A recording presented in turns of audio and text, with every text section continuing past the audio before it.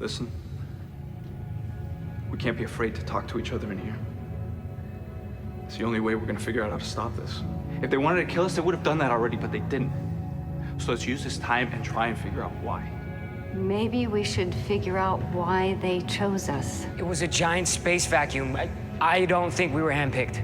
I think we need to know more about each other. Maybe if we do, this will all make sense. That's worth a shot. Anybody want to start? Yeah, I'll start. Hi, my name's Chris.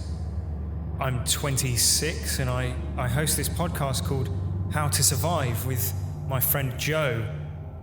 It's kind of funny considering we've all ended up... Anyway, we talk about movies and how we'd survive in them. It's a different film each week and we tend to do horror movies. But sometimes we do action movies and Star Wars movies and stuff. It's really good. Honest, you guys would like it. You'll all download and subscribe, right? And rate and review us on iTunes too. Right, guys? Fuck you.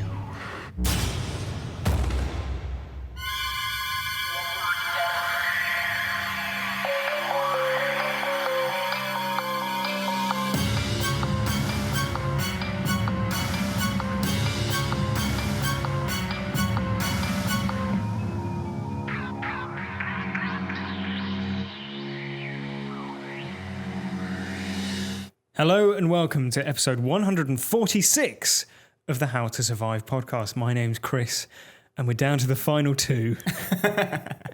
48 other podcast hosts have been eliminated. Yeah. And joining me in this tiebreaker, it's Joe Sherville. Yes. Who will you vote for? Well, we can't vote for ourselves. No, this true. week, it's Circle, the 2015 psychological horror, according to Wikipedia, which is about 50 people trapped in a room, forced to vote one another to die. But Wikipedia is that? Yes. Yeah. Vote for one another to die until only one remains. The film is available on Netflix in the UK and probably worldwide. I think it's a Netflix distributed film. Okay. And it's directed by the dynamic duo, Joe. It's Aaron Hahn and Mario Michoni. Okay. What else have they done? Circle is on Netflix. Yeah, if you haven't seen Circle, and Not The Circle, which No. is a dystopic future about a Google-like company taking over the world. yeah, well, it's Emma Watson, Tom Hanks. Yeah, Probably a better film, but here we are. I haven't seen it. I think that's also distributed by Netflix, by the Yeah. way. So So they're just snatching up all the hot shape properties. yes, exactly. Yeah. If you haven't seen Circle, here on the How to Survive podcast, we like to talk about how we would survive. And to do that, we really need to strip the film down to its bare elements. Yeah. And so with that in mind, there'll be plenty of spoilers throughout this podcast. Circle was, of course, a listener recommendation. Yes, it was. Recommended by Elliot. Oh, Elliot, thank you. Yeah, and it marks, Joe, the start of the long-awaited Shapes season. This week it's Circle, Yeah. and next week it's Triangle, Yes. which I'm pretty sure is a listener recommendation from somewhere or other as well. Yep. Thank you, triangle enthusiast, whoever you are. Yeah, the director of the film. Yeah. Last chance to avoid spoilers for Circle as we pile right in. Okay. Pie? Yeah, no, that's fine. That's how you calculate a circle. That's a radical. Roll trailer. Hello? Hello?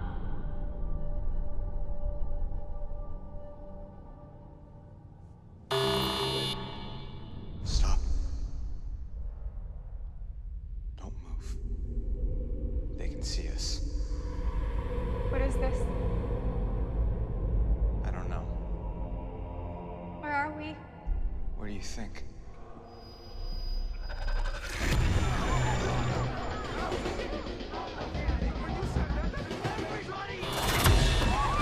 Everyone freeze! Oh my God! They can see if we move. Stand still and we'll be fine. Where's that coming from?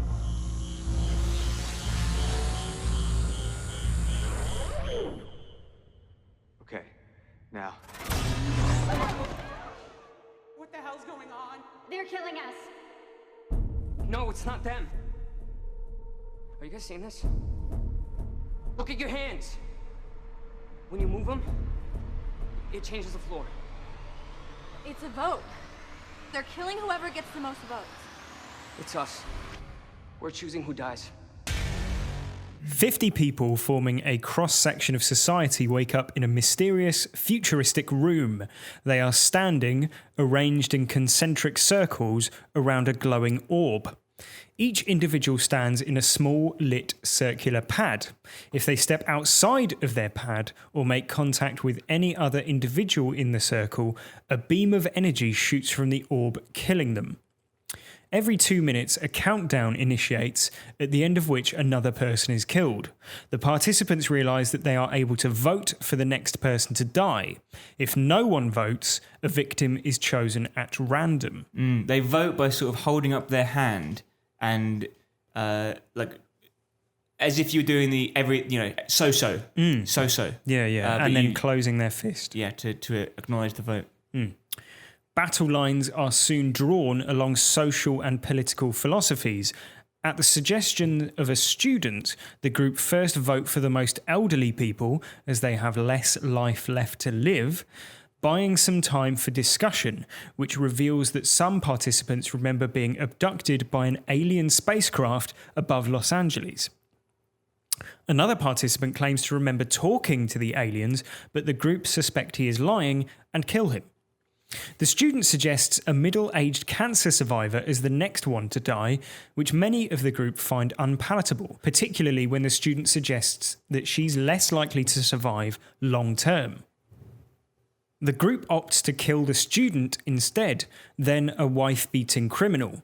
The group then appear to be targeting racial minorities until a racist rant from a cop leads to his elimination.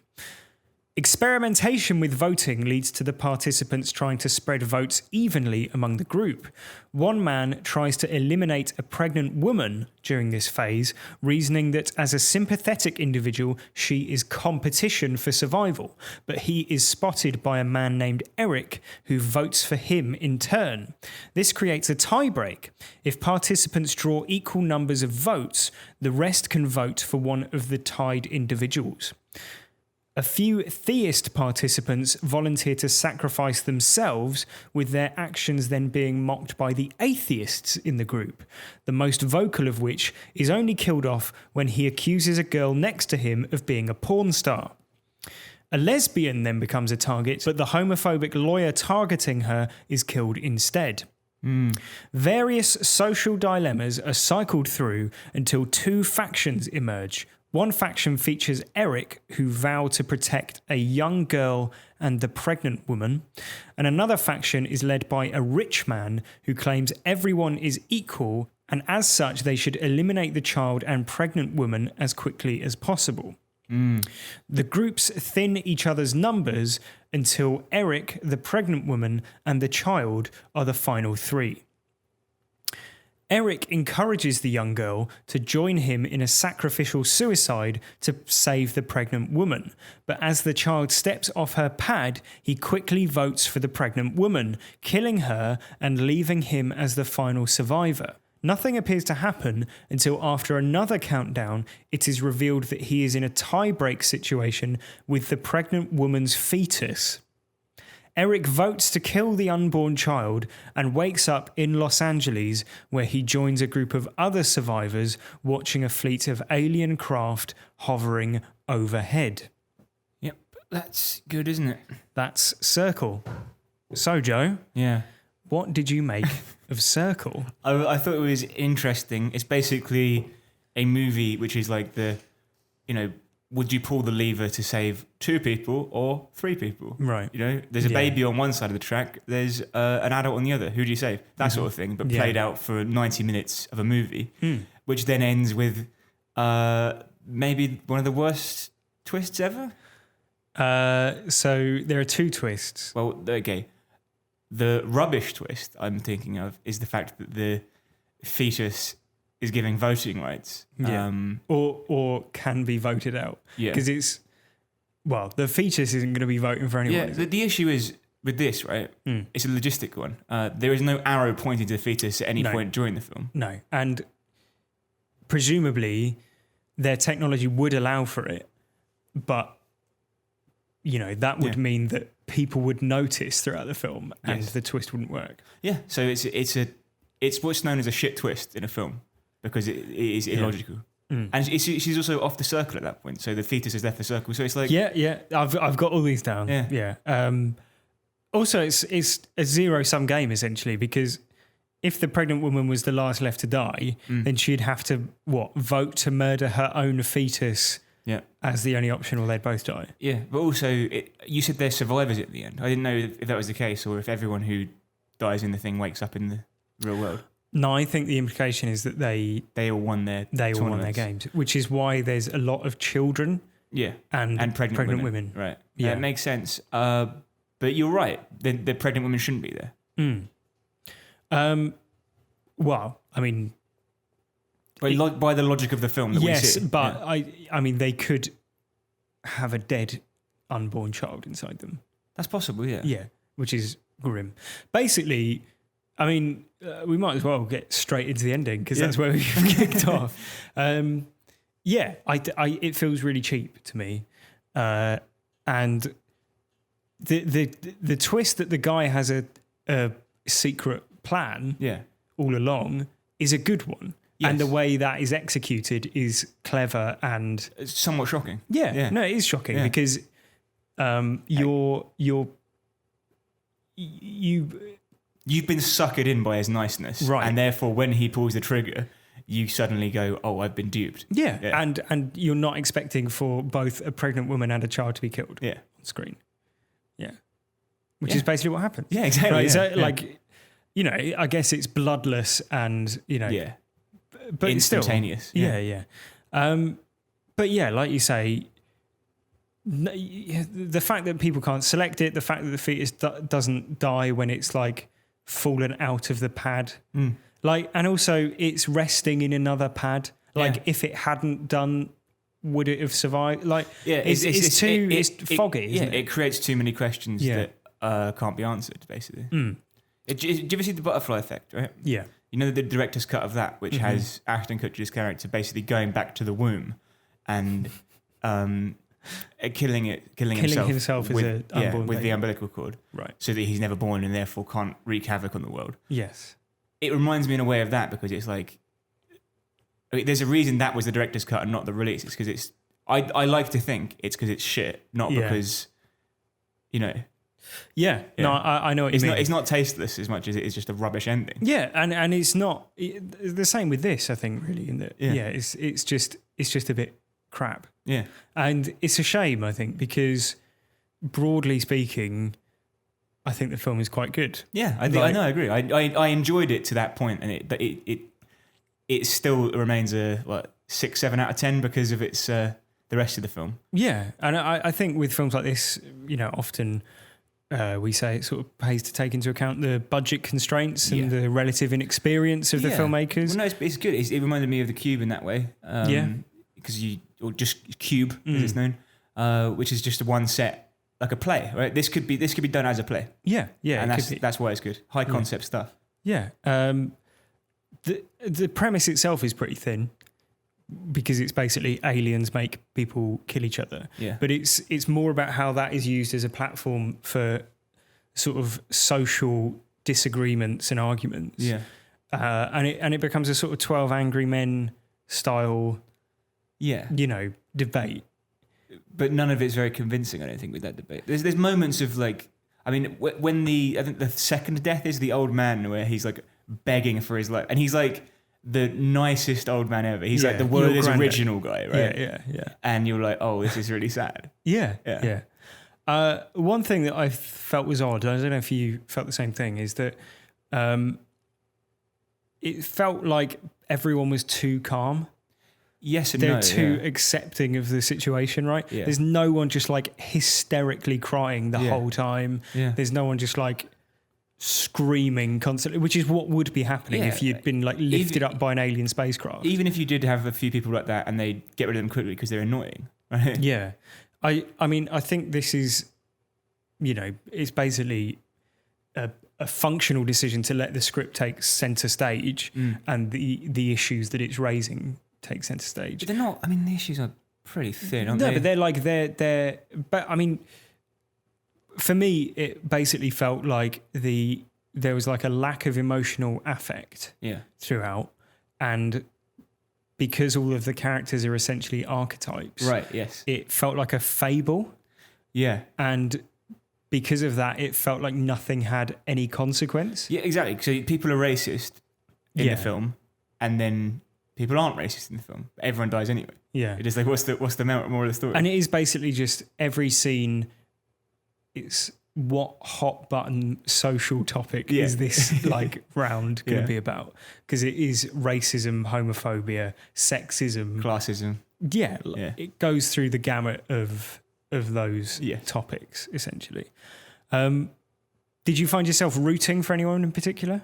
I was rooting against a few people. Yeah, I think but only because they were annoying me, not because like as a film viewer they were annoying characters. So you weren't rooting against the wife beater because fundamentally you don't disagree with wife beating. Is that what you're saying? Well, I think he's a troubled individual. Does he deserve to die? That's the question. Well, I mean, I don't know. So you think the death penalty should be enacted on anyone who hits their wife? I mean, that's what you're saying. That's what I'm hearing. If people are going to be killed off one by one every 2 minutes, then perhaps factors like, tendency toward domestic violence. Listen, you heard him. She was stepping out on him. Mate. Yeah, that's true. Yeah. But the thing is, I quite liked the lesbian mother. She was quite a nice character. Mm-hmm. I just thought she was nice. Yeah. I quite liked the fake wife. Right. From she was also in Saw 5. Was she? Yeah. Who was she in that? One of the characters who wakes up in the trap. Yeah. Yeah. I would have voted for the corner office guy every single time. You know, the one that looks like Bruce Campbell. The one in braces and no, he'd be. And he's like jutting his chest out for the whole film, which can't go out as far as his belly. Yeah. No, he was a dick, and he's the one who dies. I was surprised he lasted as long as he did because he was very annoying. Yeah, he dies because he's homophobic. Eventually, it's basically they all die because their one sin is like eventually rooted out. Yeah. Because it's basically like, this guy can survive until he opens his mouth. Yeah, until he expresses his desire to kill cancer survivors. Yeah. And this person can stay alive until he expresses his desire to kill black people. Yeah. And so on. The ones that I hated were obviously corner office guy. Yeah. Wife beater. And the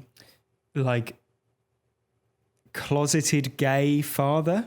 Which one was he? So he's the sort of one, he's got like little glasses and he's a bit shouty and angry. Oh, the one who's like, I work in a bank. I help people get businesses. Right, yeah. And the reason I say he's like a closeted gay guy is because during the discussion of homosexuals, he is anti-gay. Yeah. Or like softly anti-gay, if such a thing can exist. And then he's mother, on the side of the homophobic guy. Right. Yeah. And the lesbian mother says, I'm telling you, there is more than one. I'm not the only gay person here. Yeah. And there's a shot of him and he looks like, uh-oh. But I hated him, obviously. Yeah. Hated the murderous Jesus. Yeah. Yeah. The bippy, bratty kid at the beginning. I was quite happy when he got it. Is he the cancer survivor guy? No, he's not the guy who survived. He's the one who's like the first one. We need to kill the old people. Yeah. The one who, he dies when he targets the cancer survivor. Yeah, it was quite satisfying when he got shot. Yeah, because he was the first sort of like fleshed out character to die. Right. Yeah, and I think the film at various points does a good job of killing off people that you're not expecting. Yeah. I mean, often it comes down to an argument finishes as the countdown starts. And then it's like, there are two people who have been having an argument. Which one will be killed? Yeah. Yeah. and then one of them dies.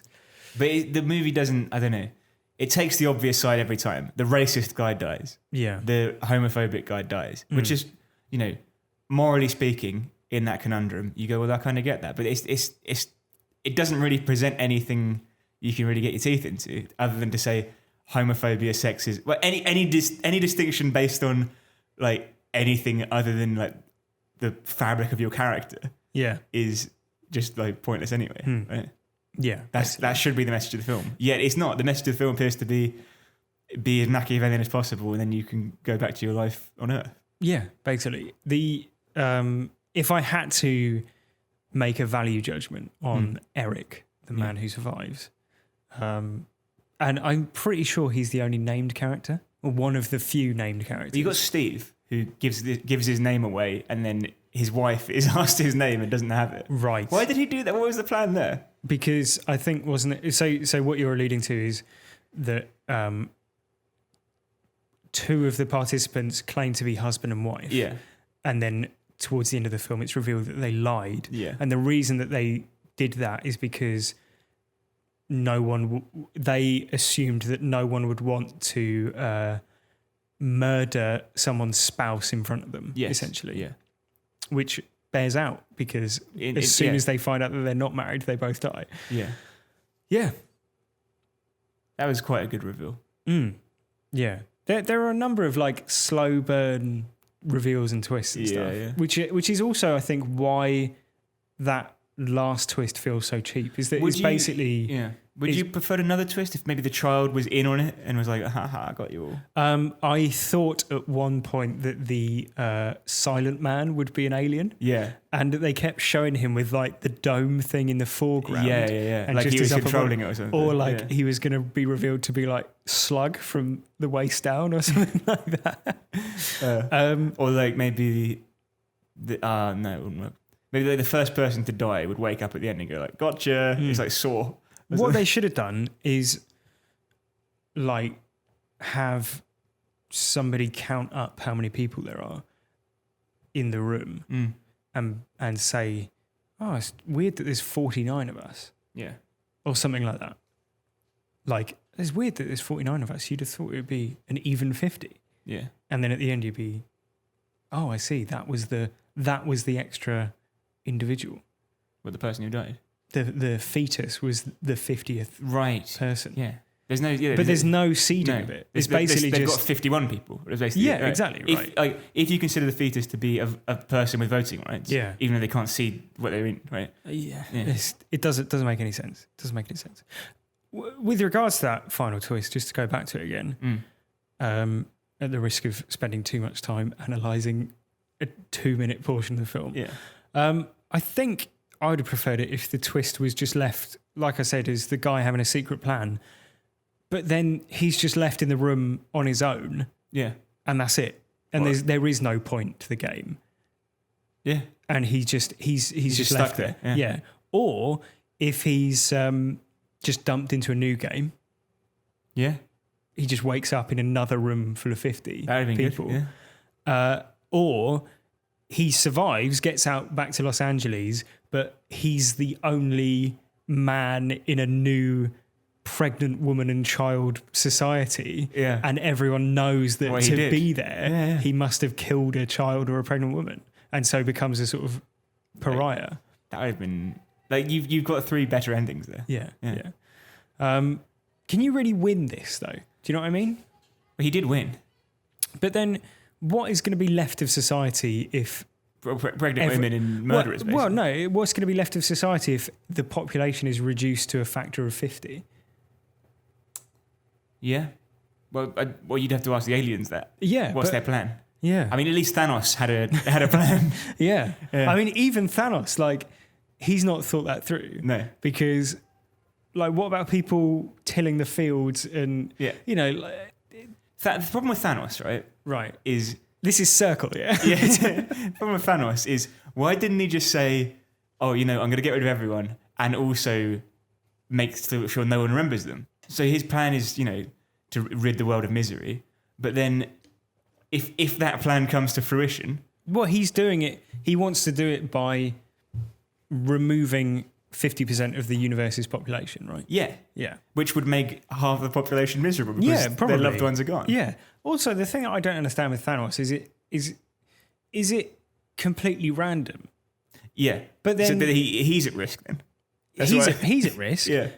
Like, I mean, you could end up in a situation where just by chance, every airplane pilot in the world disappears. Right. So then you lose like 200 more to every player. Yeah. Right. And also, no one can fly planes anymore. That's just a thing. Like, planes are no longer able to fly. So industry shuts down. Yeah. You need to have like Freakonomics about Thanos' plan. That would be a great Freakonomics podcast.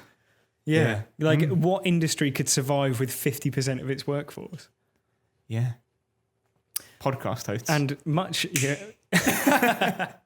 and much in the same way, what industry could survive with 1/50th of its workforce? But very few. Yeah. But you'd have to ask the aliens what their plan is because it doesn't make any sense, does it?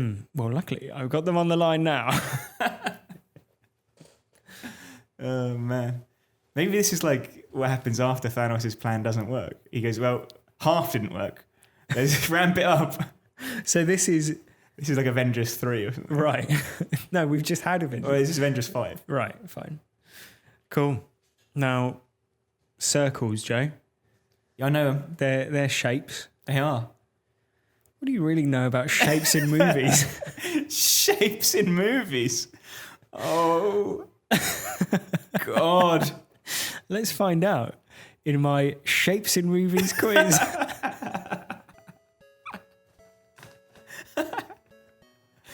Great. So, in this film... Yeah. No, sorry. In this quiz... Yeah.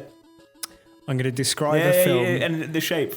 I'm going to describe a film, and the film's title contains a shape in its, Do any contain the word shape? No. So it'll be like a shape is contained within the title. Like the Circle of Death, if that was a film. Right. Yeah. The Circle is if I was going to do if I was going to do one for Circle, which I haven't. Yeah. It would be 50 people would have to vote each other to death. Yeah. Yeah. And you'd say circle. Great. And say correct. Great. The rhombicubic dodecahedron it's a great movie. Death. Right, so shapes in movies quiz. Great. Question 1. I'm so happy that this is a thing. Question 1. This loopy film.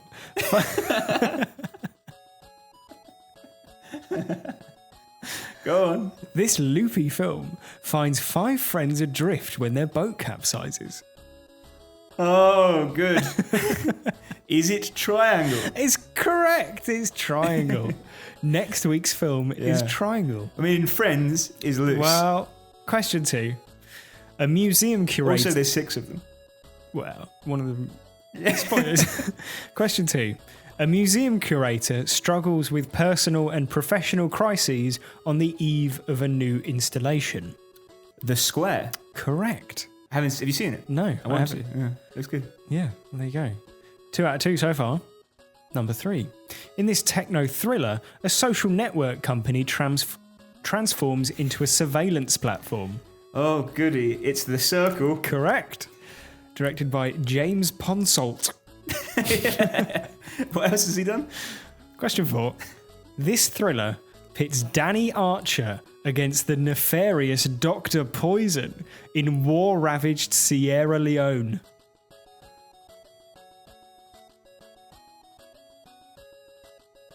What year? 2006. Blood Diamond. Correct. Yeah. Good. You forget that the name the name of the villain is Dr. Poison. That's fine, mate. That's fine. Question 5.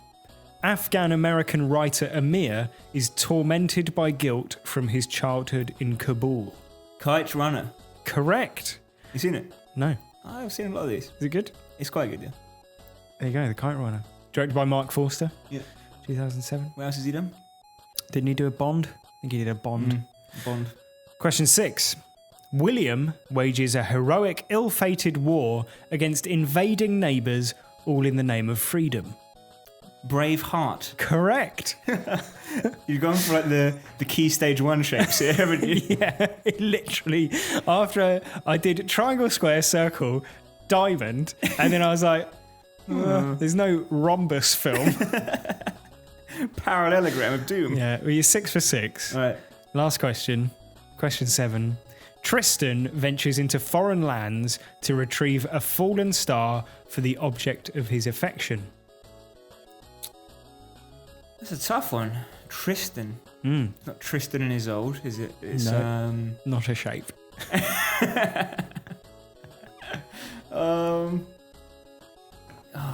got an idea in mind. Is it the one with Jonathan Ross's wife made it or something, right?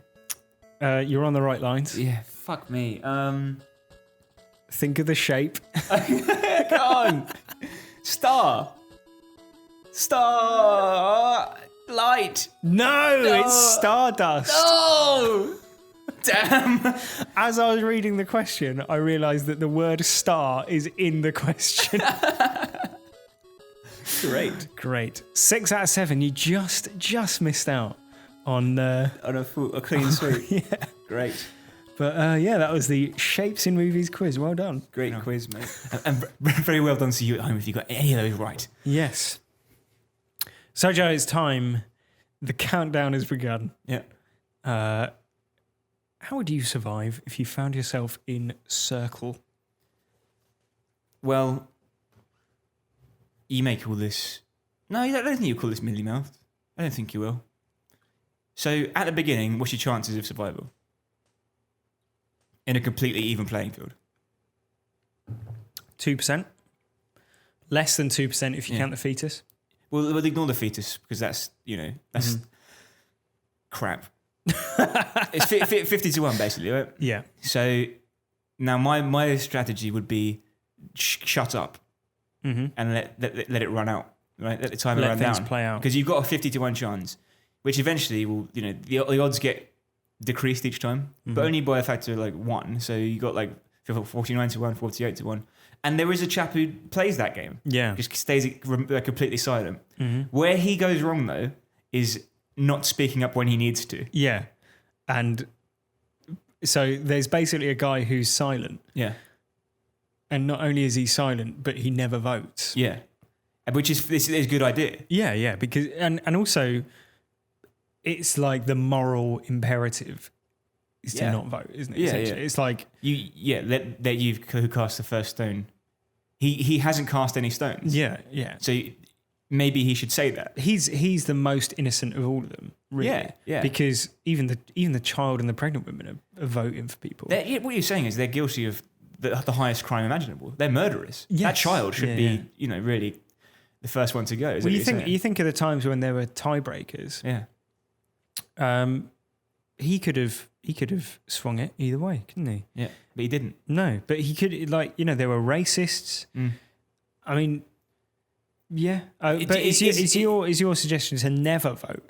Or basically... So, okay, obviously I'm appalled by anyone who would sit on the fence when there's a racist atrocity happening in front of them without stepping in on someone's behalf. That centrist ideal, that Donald Trump way of talking of like, there's evil on both sides. I don't abide by that. I think, it's quite clear where you should cast your allegiances. Yeah. The fact that he does nothing is, somewhat of an evil in itself, one might argue. But if you're playing the odds game, just keep your mouth shut. He rides it out to at the point where his little plan gets found out. His little plan? Yeah. Like he's a nefarious schemer. I think he is. Do you think so? Well, but then I think if he was nefarious, he wouldn't just passively let himself shrug his die shoulders. at the end. Right. Yeah, I see what you mean. Well, maybe he just gave up. The point is, it worked for him, and it would work for me as well. I'd just be like, refuse to say anything. That would be difficult for you. Why? I think if you were in this situation, you'd be like, guys, let me take charge. Here's why we should kill the old people first. Mate, I think I like to think of myself as a kind of Bjorn Borg type. Right. I've got ice running through my veins. Nothing ruffles me. Yeah. I would just remain completely calm, no matter what came my way, unless someone was saying they're going to vote for me to die. And then I'd say, look, you want to vote for me to die? Let ye who has cast the first stone. Yeah. Yeah. I wouldn't wear those braces though. What, my teeth? Or? No, on your suit trousers. I get you. Yeah. I think I think that's it. You'd be like John McEnroe. You gotta be serious, man. I watched Bob McEnroe at the weekend, so those are my only reference points for personalities now. Yeah, exactly. Yeah. Your only cultural reference is one tennis match. Yeah, 1980. Well, I mean, I would take what you said and take it even further. Okay, that's a very Steffi Graf thing to do, mate. And I'd say be white. Yeah. Be relatively young. Yeah. Middle class. Yeah. Have no tattoos. Okay. Because in this sort of psychopathic game of Guess Who, those are the characteristics of all the people who get right to the end. And then finally, be a sociopath who's willing to kill children and pregnant women. I'd call that a little mealy-mouthed. It is a bit mealy-mouthed, yeah. But then the film doesn't exactly give you much to work with, I would argue. No, it doesn't. Yours is basically copy that person who didn't even survive. Well, it's not. It's improve on that. Right. Take learnings. Yeah. And move on to the next campaign. Yeah. What are we going to do? At least I'm picking someone who did survive. If anything, I'm going now. Well, the subtext of this film. Yeah, I would say why don't you combine the two, but you don't need to because you'll survive. Yeah, exactly. Right. Yeah, I mean, basically, those are the common factors of all the people who are left towards the end of the film. Yeah. Is that they're white, middle class, relatively young. No tattoos. Yeah. Right. And then the one defining characteristic that leads to one person surviving is that he's a sociopath. Yeah. Is he a sociopath? He seems to not be too bothered. It's not like he's like... Well, that is sociopathic, isn't Yeah, it? that's what I mean, yeah. I was answering my own question. Right. I thought you were like, but he's not got any hallmarks of being a sociopath. But like if he'd killed them and then be like broken down, like, oh, I can't believe what I've done. Tommy Wiseau. Yeah. Yeah. If he'd done that, what then? Would you have been happier? Because he'd have to have his like moment of like grief. Well, and then I'm not saying this is a guide to being a moral individual. No, that's not what we are. No. We're not how to be a moral individual. No, exactly. Yeah. Yes. Do you think the film is a little bit racist? Yeah, I think it is because, like I said, it doesn't condemn racism quite as harshly. No. And I think it's sexist as well because whenever anyone gets angry, they revert to this like misogynistic like the example is the guy who pretended his wife was there when she wasn't even his wife. Right? Yeah. A nefarious scheme. Mm-hmm. But he plays it calm. He obviously just wants to live. And often, like the sin of these characters is that they want to live too badly and get ruffled, right? But he's not the only case. There's probably 4 or 5 men who, when they lose their temper, start shouting stuff like, "Oh, this fucking bitch! Oh, you fucking bitch!" And it's like that feels like the director's attitudes bleeding into the like when they get angry. You feel like maybe that's what they do. Do you know what I mean? Yeah, I think it's a bit unfortunate that the film's archetypes extend along racial lines as well as social ones, because you've got what I would imagine is supposed to be a Mexican construction worker and a Mexican cleaner who both get killed off. You've got like a militant black guy who is very calling out all the racial hatred in society. Yeah. You've got a Mexican, you've got a sort of Hispanic gang member who is covered in tattoos, I think wearing a bandana. And saying stuff like, and beats his wife, girlfriend, whatever it is. Yes. Whereas all the white people are lawyers, doctors, intelligent people, survivors, sympathetic characters. So that is a bit unfortunate. I see what you mean now. Yeah. Like as much as it's like, let's not be racist, guys. Yeah. It only casts minorities in stereotypically minority roles. Yeah, basically. Yeah. No, I agree with you. Is that an idea on how to survive? No, it's just something that occurred to me. Yeah. So here's the big question, Joe. if you found yourself in the circle, Yeah. what would be your line of argument for why you should? I've already told you I wouldn't say anything. Right. So Yeah. that's your pitch for how. No, I guess. So you're basically asking me to make my case for surviving. Yeah, yeah. Oh, is it how many people are in?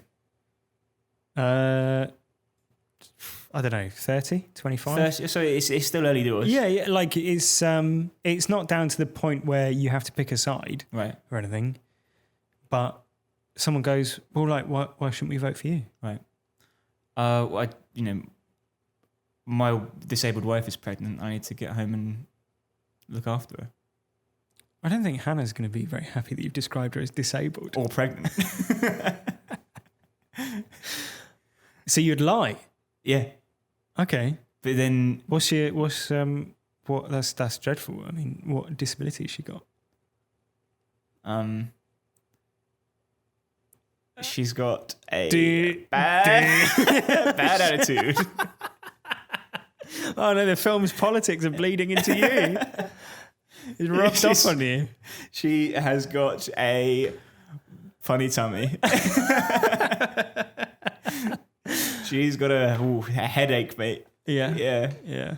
She had a bad curry, and Yeah. it is not. She's got a skin complaint. Yeah. A bit of Now, I'll be honest.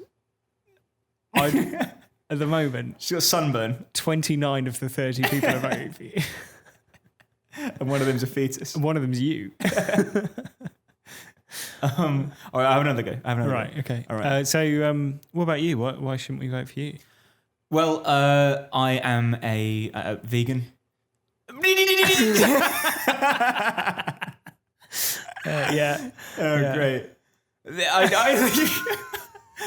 tell you what, I'll save us all some time. Just step outside your pad. I'll just jump out of it. Like, Both feet. I tell you what, I'm disappointed that they didn't try. Yeah. He's like, Tackling someone. yeah, exactly. Taking someone out with you. You'd take a few people down, maybe, probably. Yeah, like dominoes. If Yeah. you did that right at the start, chaos, absolute chaos. Imagine that. The film's 35 seconds long. Oh. Right, I'll try again. Okay. Right. What about you? Why shouldn't we vote for you? Well, what does it mean to really live? I feel as though I've got a lot of living ahead of me. Okay. I see some people around here. I think they've lived good lives. I can tell. Like the 9-year-old girl? Well, there's 30-odd people in here. Let's not get down to the 9-year-old girl just yet. As we've agreed, she does conflate the issue. She's a confounding factor. Would you agree? What do you mean? Well, let's agree we'll keep the pregnant woman and the little girl a little while longer. I don't agree with that. Fine. Well, allow me to talk, please, sir. Okay. You have your chance. Yeah. You have your day in court. Yeah, you've got the talking stick. Yeah. Now, what I think is, I don't necessarily have more right than anyone else here to live, but I like to think I've got some living to do. Mm-hmm. I like to think I live my life to help people. Mm-hmm. I do charity work. I don't have a family. I'd like to have one of my own. So mine's more of a potential thing, I guess. I like to think I've got something to give. So that's my pitch. Do what you will. It's very sort of Unfunny. No, it's a very dignified ending to your speech. I enjoyed it. To my life. Yeah. What about you? Well, hi. I'm Chris. Yeah. How do we know that's your real name? I have no reason to lie about my name. Right. To start off with, I noticed that we began by singling out people by age, and I'd just like to point out that I am younger than Joe. I'm in relatively good health. I'm a contributing member of society, as I'm sure we all are through taxes, what charity. do you do? Taxes? Yeah. Everyone's got taxes. Well, so not everyone pays them. Yes, they do legally. Yeah, but I mean, Come on. What? Come Don't on, be what? don't be naive. Of course people don't. That guy with the braces on, he's a high flying banker. You think he pays his fair share? That's outrageous. Of course I pay him. What are you, you goddamn leech? And this guy seems like he's got a temper. You know, as Joe said, I think we should all agree to keep the young child and the pregnant woman alive until the end because they will be easy to trick. But I may not be a pregnant woman, but I do. How do you know that? I do have the capability to impregnate women. Therefore, potentially creating a higher quantity of children than the single one being carried by this woman. And let's not forget that if we assume that every member of the population is going through one of these awful experiences, then the population will be divided by a factor of 50. Yes. And we will have to rebuild society. So, the issue you've got there, sir, is... Are you the vegan again? I thought we voted you out already. Is, as much as you say you could impregnate people, what makes you think anyone would want to sleep with you? I mean, I've had a long-term partner for a number of years. Well, she might be in another trap and yeah, but trying to talk her way out of it. What I mean is demonstrably some people want to sleep with me. I mean, yeah, so maybe at least one has, and on a, yeah, on a numbers game, you'd find another. I mean, potentially, yeah. Yeah. I mean, listen, if you were the last if it was a 2% of the existing population, it's going to be difficult. Obviously. Yeah. The issue you have as well is that women can only have one baby at a time. So as much as you can go shagging all you like, you've got if say in your immediate circle you've got 15 women, well, that's 15 children a year. But that's not true because some of them will be pregnant, having come out of the machine pregnant. Right. Okay. So that you've got, but within the space of a calendar year, they will all at some point not to be pregnant. And then could be impregnated again. Yeah, then what happens? You can have sex with their children as well, are you? With your own children? What? You disgusting. What? How are you going to breed society if there's only 15 people? Why is there only 15 people? I don't know. Cut this part out, doesn't make sense. Go on with your testimony, please. I'm not a child, but Prove self-sufficient adult. Yeah. And I'm capable of taking care of myself. Therefore, I'm not going to be a burden to others, which is, again, going to be helpful when we're trying to rebuild society. So, summarise that. I'm not a pregnant woman and I'm not a child. Yeah. And I'm in rude health. And fertile. And younger than Joe. By 2 months. Mate, if it comes down to it, yeah, could make all the difference. Okay. That's an extra 2 months potentially of fertility. Yeah, that's true. In 50 years' time. Maybe you're right. It does make the difference. Any illnesses you've had? No. Okay. Nothing serious. Okay. Interesting. So, listeners, who would you vote for? Get in touch. HowToSurviveShow@gmail.com. I think we probably both survive because if we just tell the little girl and the pregnant woman we host the How to Survive podcast, they'd jump off the plinth. Maybe we should just start talking about the podcast at length, and then one by one they'd all jump off their plinths. When it comes to us to introduce ourselves. My name's Joe. Joining me as ever is Chris. Hello, Chris. Today we're talking about how to survive in this particular circle. Please make it stop. So thank you very much for listening. That was 146 of the How to Survive podcast. Next week, as we mentioned, is Triangle, which is also available on Netflix. Yeah, another Shape. Yeah, Shape season. Yeah. Yeah, I thought it would be more about the Bermuda Triangle. I guess that's the implication, but they're not in Bermuda, and that doesn't come up at all. No. It's in water, though. Would you say it's the shape of water? No, you wouldn't, because that's a different film and a better one. If you've got any top tips for how you'd survive in circle, triangle, or any other shapes that you that you are fond of, then please send them in, howtosurviveshow@gmail.com. Or you can get in touch on Twitter at howtosurvivepod. You can recommend films, as Elliot did, and we will watch them and then tell you what we think of them. And that's exactly what Martin did, Chris. Hi, guys. Could you cover my all-time favourite Carpenter film, Escape from New York? Great show, by the way. Thank you, Martin. Have you seen Escape from New York? No, have you? I have, many years ago. Should we do it? Yeah, let's stick it on the list. Yeah, we'll do that in a couple of months' time, Martin. Yeah, Look forward to it. Yeah, we'll pair it with like Midnight in Paris or something. Yeah. All right. Well, and of course, the other thing that you can do to show support is leave us a review on iTunes, which really helps us find a wider audience. Yes, correct.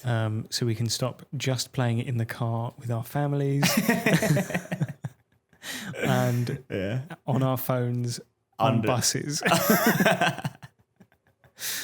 Yeah, I do sometimes put it on at night when I can't sleep under my pillow. Right. So I can just put my head on the pillow and hear my own voice. Yeah.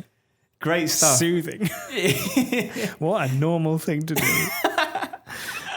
Yeah. Well, the thing is, if I did it with another podcast, I'd miss it. Right. I would, if I would, like, I know. Whereas all of this podcast you've already heard. Exactly. Brilliant. Yeah. Well, if you do that, then do get in touch. HowToSurviveShow@gmail.com. We want to know your sleeping habits. Thank you very much for listening. And until next week, may the circle be unbroken. What's that? Is that a thing? I don't know. It's a song, isn't it? What?